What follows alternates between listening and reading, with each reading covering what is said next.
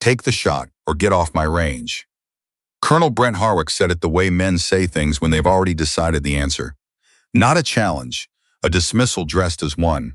Staff Sergeant Neva Dillon didn't move. She was prone on the concrete pad of Range 7 at Fort Caldwell, Georgia, 200 meters short of where Harwick wanted her.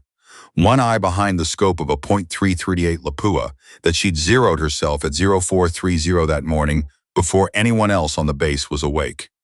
The wind was coming in at 11 degrees off the ridgeline. The humidity sat at 81%. The target was a 12-inch steel plate at 1,900 meters, partially obscured by a stand of Georgia pines that nobody had cleared because nobody on Harwick's staff believed the shot was possible. She breathed in. She breathed out. The rifle fired. The steel plate rang. Harwick uncrossed his arms. That sound, a single clean impact across 1,900 meters of August Georgia air, was the beginning of something that would take 4 weeks, 2 investigations, and 1 formal hearing to finish. But it started there, with a sound Harwick hadn't expected, and an expression on his face that he didn't quite manage to control before the men behind him saw it. She noted that expression. She always noted expressions. In her experience, the first unguarded moment was the most honest data point a person ever gave you. Neva Dillon was 31 years old. Master's degree in applied mathematics from Georgia Tech, earned on an ROTC scholarship before she decided she'd rather do the math in the field than in a classroom. 8 years in the Army. Designated marksman for 2 deployments in eastern Afghanistan, 1 in Syria, and 14 months attached to a special operations advisory team, whose name she was not cleared to use in paperwork, but whose work she could describe with 2 words, hard and necessary. She had 41 confirmed long-range engagements. She had never missed a shot she had time to calculate. She was also, according to Colonel Brent Harwick's unofficial assessment, which he delivered to his senior staff 3 days before she arrived at Fort Caldwell, the wrong kind of qualified. He hadn't said it to her face. He'd said it to Major Jeff Strand and Captain Roy Elber in Harwick's office with the door closed at 1700 on a Tuesday. She'd learned the exact phrasing later, from a source she'd describe only as reliable and present. The wrong kind of qualified. She'd rolled those words over in her mind the way you roll a stone to see what's underneath, not with anger, with interest. Fort Caldwell's Advanced Marksmanship Evaluation Program, the AMEP, was 12 weeks long. It was designed to assess candidates for attachment to specialized precision fire units, the small, quiet teams that operated where conventional forces couldn't or wouldn't. Selection was competitive. Slots were limited. The evaluation was run entirely under Harwick's authority as post commander, and the culture he'd built around it over 6 years was as deliberate and load-bearing as any structure she'd ever assessed before walking into it. She walked into it with her eyes open. The first 3 days were standard enough. Physical evaluation, equipment inspection, administrative processing, the institutional machinery of a military program grinding through its intake procedures with the particular efficiency of systems designed to move people rather than see them. She performed in every category at or above threshold. Nobody commented on this except Lieutenant Aaron Spence, the evaluation program's junior administrator, who noted her scores on his clipboard with the careful neutrality of a man who'd been trained not to react. She noticed the neutrality. She filed it. What wasn't standard was Harwick's briefing on day 2. He stood in front of the 12 candidates and spoke for 45 minutes about standards, history, and what he called the uncompromising arithmetic of operational necessity. He was good at it. The rhythm of the speech had been refined over years. He knew where to pause for effect, where to let silence do the work, where to make eye contact that felt personal even across a room full of people. He made eye contact with every candidate during that briefing, except Neva Dillon. She was sitting in the second row, center position, directly in his sight line. He skipped her, not dramatically, not with any visible effort. He simply let his gaze pass over her space, where you let your gaze pass over furniture. Practiced, automatic, the particular art of exclusion that doesn't leave fingerprints. 12 people in that room saw it. She would learn later how many of them registered it consciously and how many had simply absorbed it as ambient information about the social order of the space. That evening, she sat on her bunk in the candidate quarters and did what she'd been doing since she was 9 years old in Macon, Georgia, and needed to understand something that didn't have an obvious solution. She mapped it, not on paper.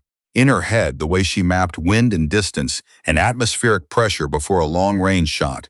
Variables, relationships, the architecture of a system, and where its tolerances were thin. Harwick was 63, 29 years in the Army. A reputation built on the AMEP specifically, on the program's output, on the markers and snipers and precision specialists who'd gone through his evaluation and performed in the field in ways that attached his name to their results.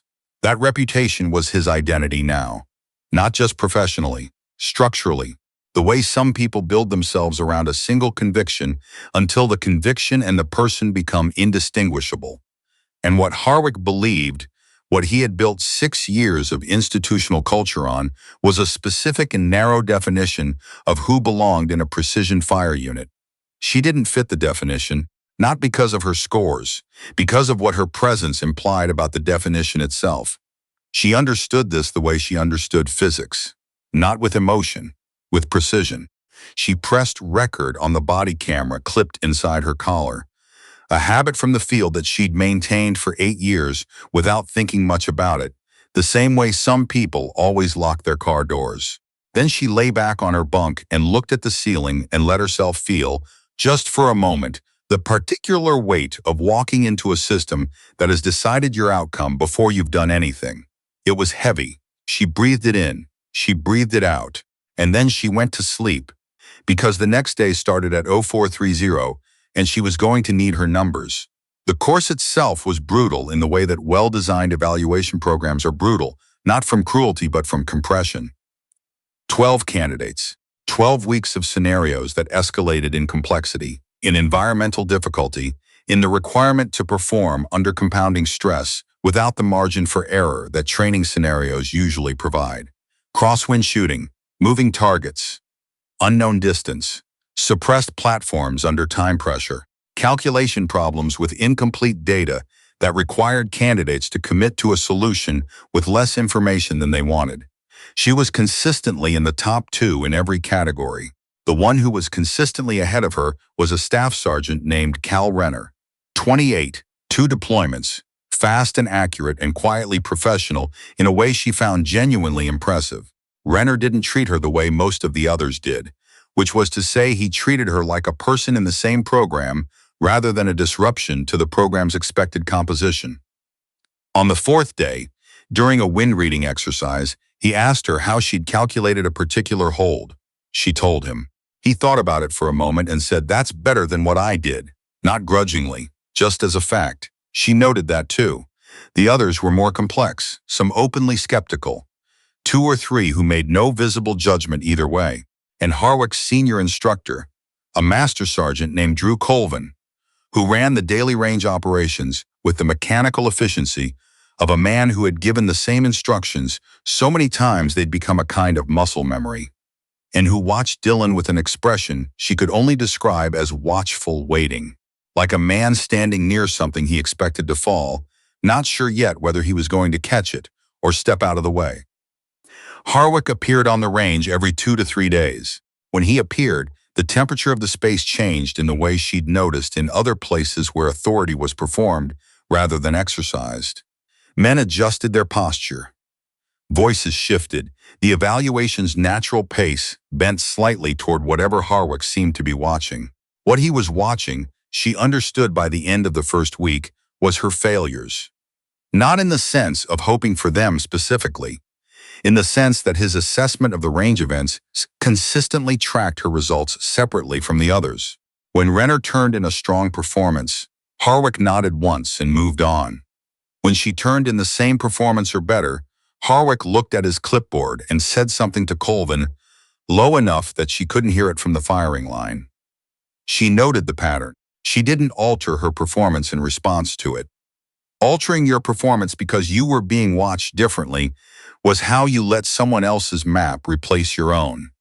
On day 11, 3 things happened that changed the texture of the month ahead. The first was a range event she hadn't been briefed on, a high-wind scenario, Gusts to 32 miles per hour with variable direction, target at 1,600 meters. One round, no spotting support. It was the kind of shot that required atmospheric modeling in your head faster than most people could reach for a calculator. She made it. 3 other candidates did not. The second thing was that Colvin walked to her position after the event and stood there for a moment without saying anything. Then he said, "Where did you train for that?" Not the way Harwick phrased things, without the framing. Just a straight question. She told him. She'd learned the methodology from a weapons team warrant officer in Kandahar who'd taught her to treat wind as a conversation rather than a variable. You read it, you listened to where it was going. Then you put the round where the wind was going to be when the round got there. Colvin looked at her for a moment. Then he said, "I want to see that again under different conditions." And he walked away. The third thing happened at dinner that evening. She was sitting alone, which was her general practice, not because she required isolation, but because silence produced information that conversation usually covered when a candidate named Marcus Osi sat down across from her with the expression of someone who had decided to do something slightly uncomfortable and was committed enough to not show it on his face. "I want to tell you something," he said, "and you don't have to do anything with it." She waited. "Harwick talked to my unit commander before I got here," he said, "before selection. He does that with everyone, apparently." He asked who was coming. Osi paused. "My CO told me later that Harwick had one specific question about the candidate list." Another pause. "He asked whether Dylan had any political backing. Those words specifically." She held his gaze. "Why are you telling me this?" He looked down at his tray for a moment. "Because I've been in the Army 9 years, he said, "and I've watched a lot of things happen that I didn't say anything about, and I'm tired of calculating whether the cost of staying quiet is worth it." He looked back up. "I don't think it is anymore." She nodded once. "Thank you." He picked up his fork and they ate in silence, which was, she thought, the most useful conversation she'd had since arriving. That night she checked the camera. She pressed record and kept it running. The event that changed everything happened on day 19, during what Harwick called a comprehensive stress assessment. She learned the real name for it from Colvin the morning before, delivered in the corridor outside the equipment bay, in a voice so quiet she had to lean in. He told her that Harwick had scheduled her for a solo assessment in Range 7, the full distance range, with 3 of his hand-picked instructors as evaluators, no support, no timeline, and a scenario structure that Colvin described, with careful precision, as not designed to evaluate her capability, designed to produce a documented failure. She looked at him. "Why are you telling me this?" Colvin was quiet for a moment. He had the face of a man carrying something that had gotten too heavy for the room he'd been keeping it in. "Because I've been running evaluations for Harwick for 4 years, he said, "and I've written reports that said one thing when I saw another, and I'm done doing that." She didn't ask him what had changed. Some questions were better left in the space between people. "What's the scenario?" she said. He told her. 4 hours later, she walked into Range 7 with the same rifle she'd zeroed at 0430 on her first morning, the same body camera running inside her collar, and the clearest head she'd had since arriving at Fort Caldwell. The range was open and empty under an August sky the color of bleached bone. The instructors were already there, 3 of them, set up at the evaluation station with clipboards and the particular posture of men executing a plan they'd been given rather than one they'd designed. Harwick was on the elevated platform above the range. He hadn't been visible at any of the other candidate assessments. She noted that. The scenario as Colvin had described it. A moving target, unknown distance, variable crosswind from the ridge, mandatory solution time of 90 seconds with no data allowed except what she could gather herself from direct observation. The kind of scenario that, under honest conditions, would be a genuine test of a very specific skill set. Under Harwick's conditions, with the wind data corrupted, the target speed set beyond its documented parameters, and the solution time 30% below the program's own stated standards, it had been engineered to ensure a miss. She knew this before she lay down on the concrete pad. She'd spent the previous 4 hours thinking about it the way she thought about every shot. Not the result, the geometry. If you understood the geometry, The result was a conclusion rather than a hope. The wind was coming from the northwest at 19 miles per hour with gusts to 27. The target was moving at a rate inconsistent with its listed spec. She calculated that within 8 seconds of observation.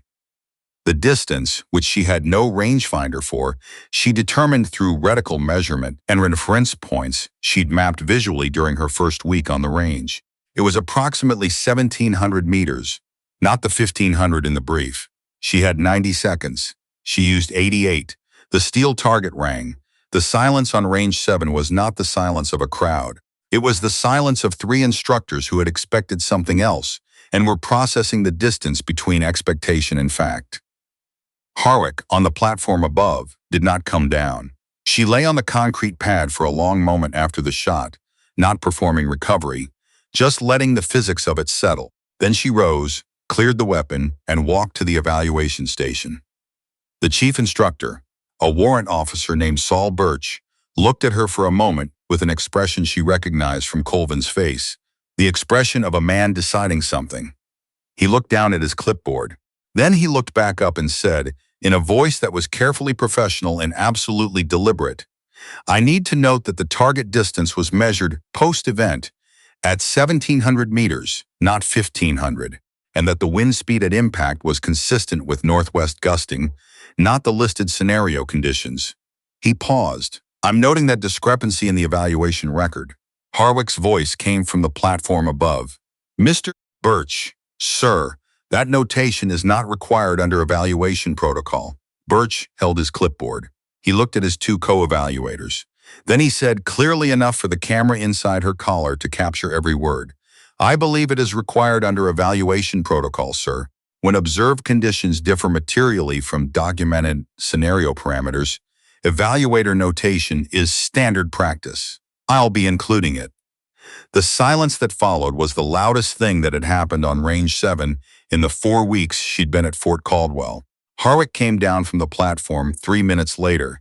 He walked to the evaluation station and stood across from Dylan with the controlled composure of a man who had spent 3 decades constructing a face for exactly this kind of moment. He looked at her the way he'd looked at her in the briefing room on day 2, not seeing her, looking at the problem she represented. "That solution was outside the stated time window," he said. "It was within the window, sir," she said.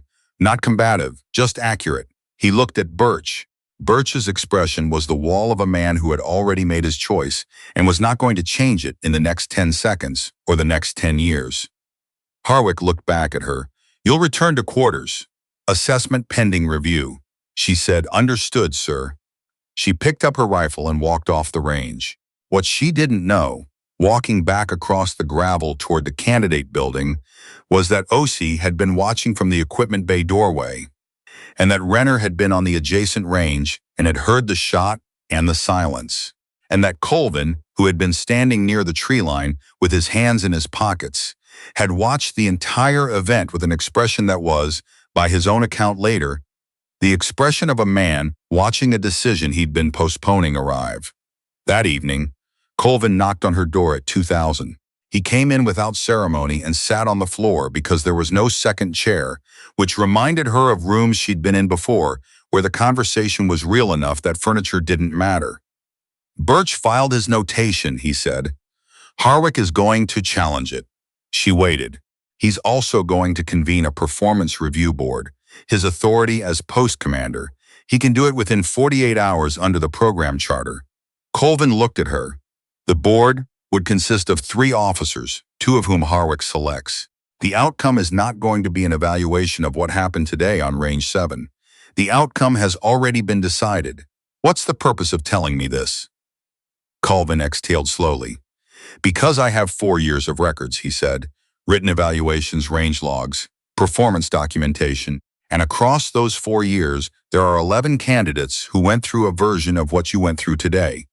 7 of them didn't complete the program.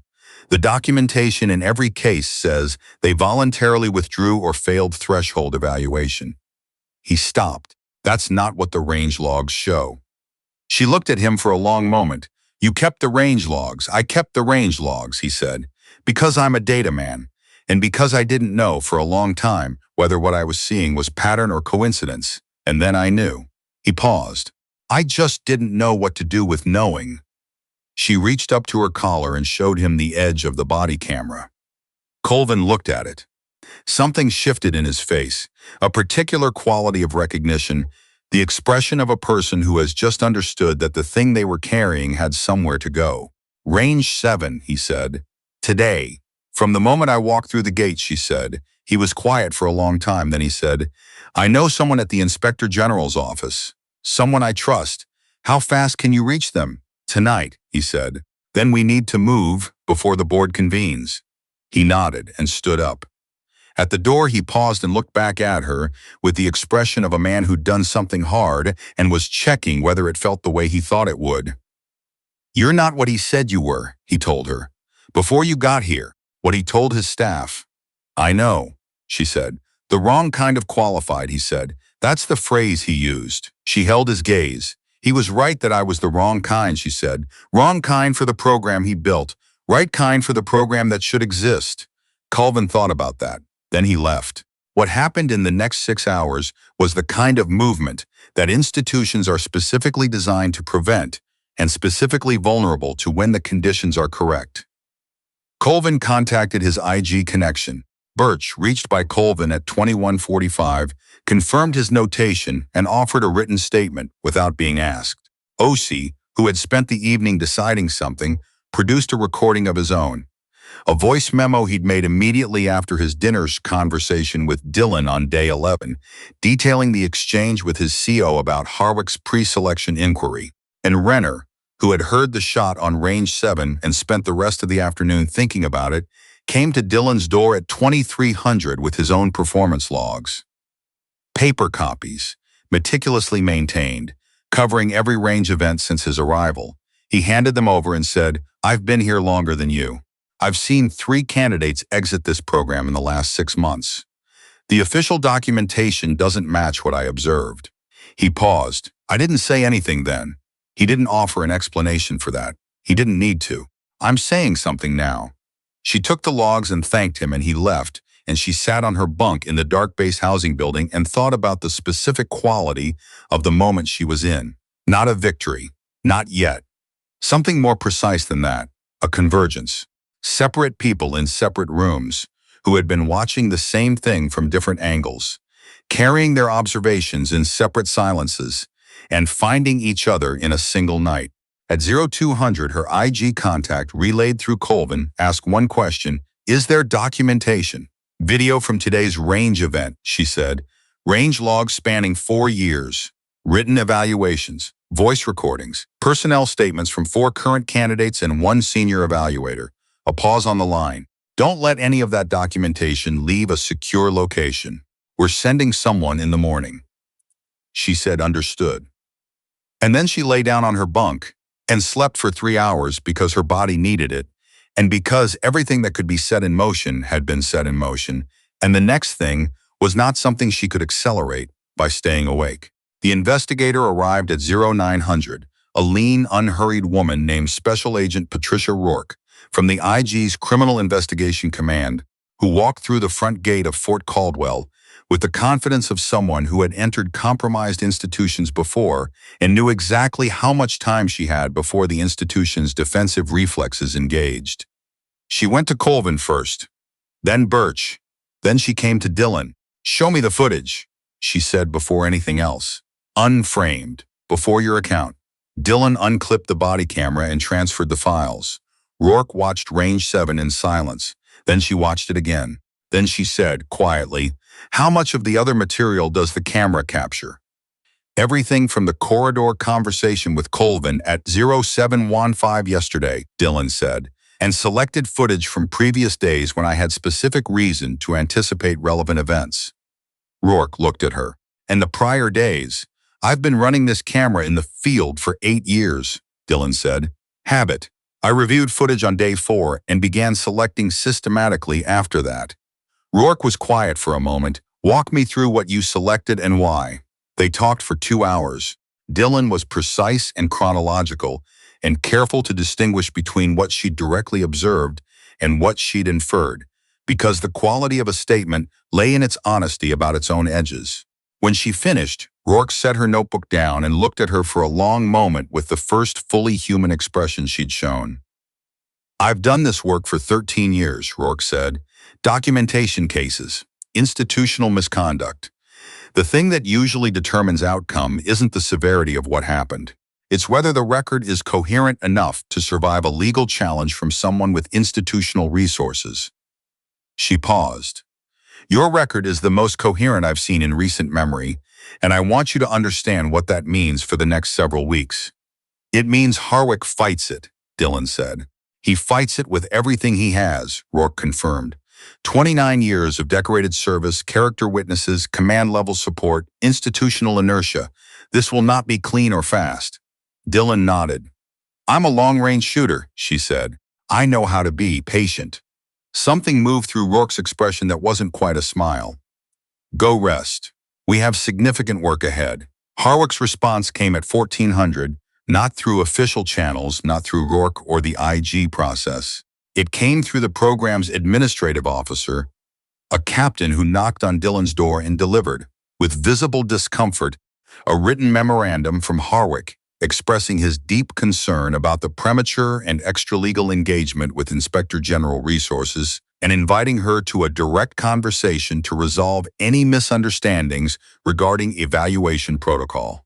She read it. She handed it back to the captain.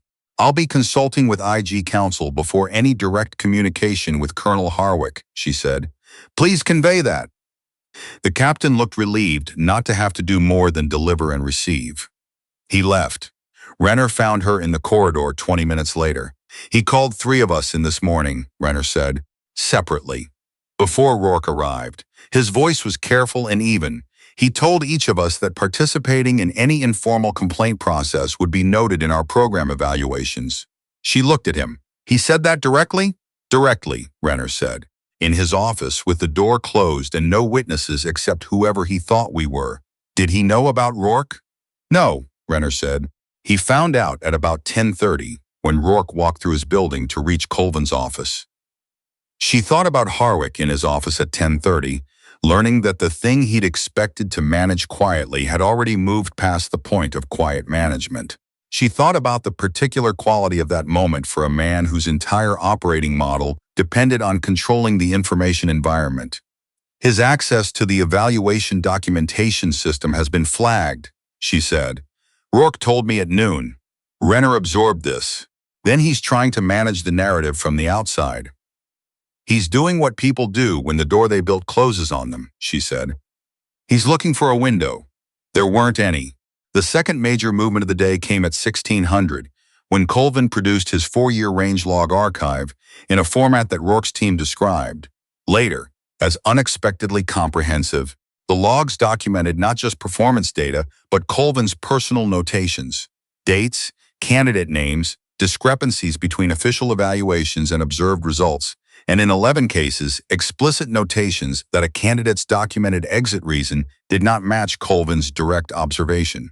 Rourke spent 40 minutes with the logs and came out of the conference room with an expression that was controlled and precise, and told Dillon, in 2 sentences, everything she needed to know about where the investigation had arrived.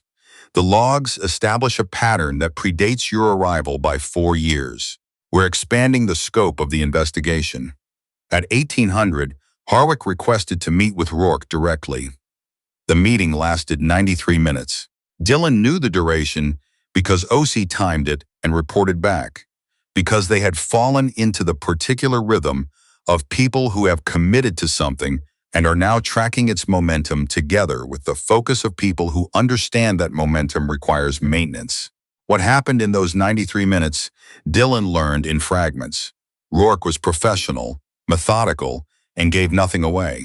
Harwick, by accounts from those who'd seen him enter and exit, arrived with the composure of a man who had spent 29 years being the most prepared person in any room and left with the expression of someone who had discovered that the preparation had been for the wrong room.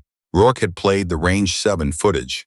She'd also shown him 2 pages from Colvin's logs, specifically the pages covering a candidate from 4 years prior, a woman whose voluntary withdrawal was documented in 3 official forms, and who was, Dillon learned later, currently assigned to a logistics post she'd been sent to after Fort Caldwell in a role that had nothing to do with the precision fire capability Colvin's logs showed she had fully demonstrated.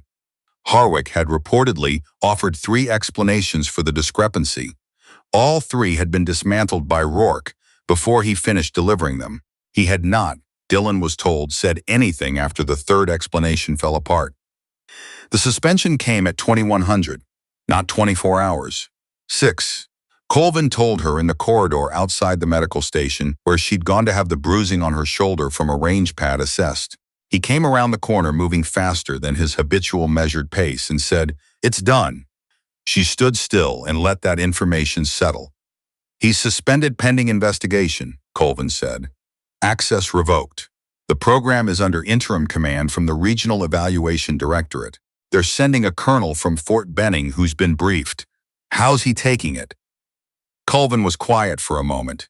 "I was in the administration building when they read it to him," he said. He listened to the whole thing without moving. When it was over, he asked who had initiated the IG contact. They told him the investigation had multiple sources and that reporting party identification was protected. He paused. Then he said something that the adjutant told me later. "What did he say?"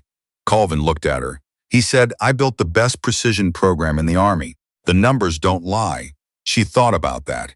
About a man sitting in his office, stripped of the authority that had been his identity for 6 years, still reaching for the framework that had made him.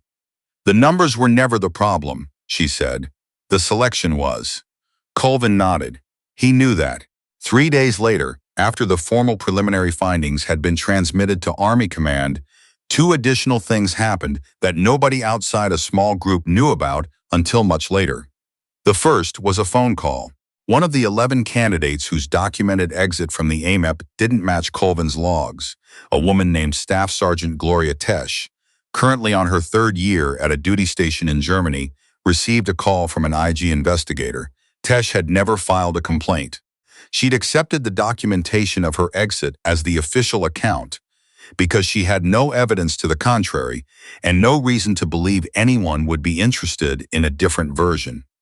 The investigator told her the record was being reviewed. Tesch was quiet for a long time on the phone, and then she said, according to the investigator's later notes, that she'd been holding her version of the story for 3 years, like something too heavy to put down and didn't know how to put it down until someone told her there was somewhere to put it. The second thing was Harwick himself. He appeared at the door of the building where Dillon had been assigned quarters during the investigation, holed at 2200, 3 days after his suspension. He was in civilian clothes with no insignia, which told her he understood, consciously or not, that he was not arriving as a commander. She opened the door and didn't step back, and they looked at each other across the threshold of what had happened. "I want to ask you something," he said. "Not for the record, not through the process." She waited. "Why did you keep shooting?" he said. "After range 7. After you knew what the scenario was designed to do. Most people, if they understood the structure was rigged, would have used that as their out, documented the unfairness and stepped back." He paused. "Why did you take the shot?" She considered the question the way she considered every question that deserved an honest answer. Without hurry. "Because the shot was real," she said. "Even if the scenario around it wasn't. The wind was real, the distance was real, and I'd calculated the solution." She paused. "I don't not take shots I've calculated because someone built a bad frame around them. The frame isn't my problem. The shot is."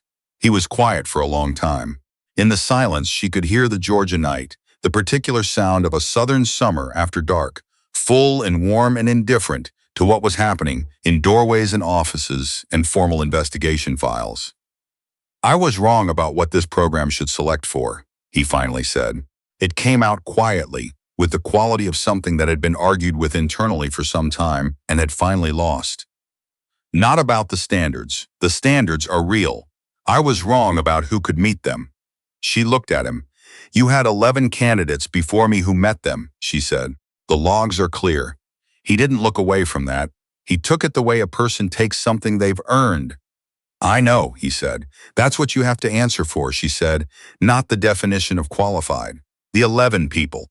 He nodded once. The nod of a man receiving something he couldn't argue with. He left without another word, and she stood in the doorway for a moment and listened to him walk away and thought about Tesh in Germany, holding a story for 3 years, not knowing there was somewhere to put it, and about the 10 others whose names were in Colvin's logs and whose outcomes were about to be reconsidered in a formal review process that would take months and produce recommendations that would affect how programs like the MEP were designed, evaluated, and overseen for years to come. The formal findings came 8 weeks later. 19 pages. 6 formal charges against Harwick, a recommended systemic review of long-range marksmanship evaluation criteria nationwide, a directive that all 11 prior candidate exits be formally reassessed with original documentation, and in cases of documented discrepancy, that affected personnel be considered for re-entry into equivalent programs or appropriate assignment redress. Colvin testified for 2 days, Birch for 1. Renner, Ossie, and 2 other candidates submitted written statements. Tesh, reached again by Rourke's team, gave a recorded account that ran to 7 hours over 2 days and covered not just what had happened to her at the AMEP, but what 3 years of carrying it had looked like, which the investigators noted was some of the most significant testimony in establishing the human cost of the institutional pattern. Harwick retired rather than face the formal hearing. His 29-year career ended on a Tuesday, the way these things end, with paperwork and a signature and no ceremony. Dylan was back in Macon by then. She'd been medically held for a week after the investigation opened, for a shoulder assessment that turned out to be nothing serious, and then reassigned pending the formal findings. She was sitting on the porch of the house she'd grown up in, looking at the particular quality of a Georgia evening when Colvin called. She listened without interrupting. When he finished, she said, "How do you feel?" He was quiet for a moment. "Like it should have happened sooner." "It should have," she said, "but it happened." "Yes," he said, "it did." After she hung up, she sat for a while in the cooling evening and thought about range 7, not the shot, the geometry. The way you calculate a solution not by hoping for good conditions, but by accounting for the conditions that exist, exactly as they are, in real time. The wind at 19 miles per hour. The target moving at its actual speed, the distance as it actually was, not as the brief said it was. You couldn't change those things. You could only account for them with enough precision that the solution was honest. That was all she'd done. And she thought about Tesh in Germany, putting down 3 years of weight. About Renner, handing over his logs at 2300. About Birch, in his careful professional voice, saying that a notation was required under evaluation protocol, which was the most consequential sentence spoken on range 7 that day. About Colvin sitting on the floor of her quarters because there was no second chair, carrying 4 years of documentation and finally having somewhere to bring it. One shot, she understood, doesn't change a range, but enough people deciding that what they observed matters, that the record is worth maintaining, that silence is not actually neutral even when it feels that way, enough people making that choice separately and finding each other, that changes something structural. She looked out at the Georgia evening. The sky was going orange over the tree line, the way it goes orange in late summer when the light decides to be generous with itself right before it disappears. She'd taken the shot. The record had done the rest.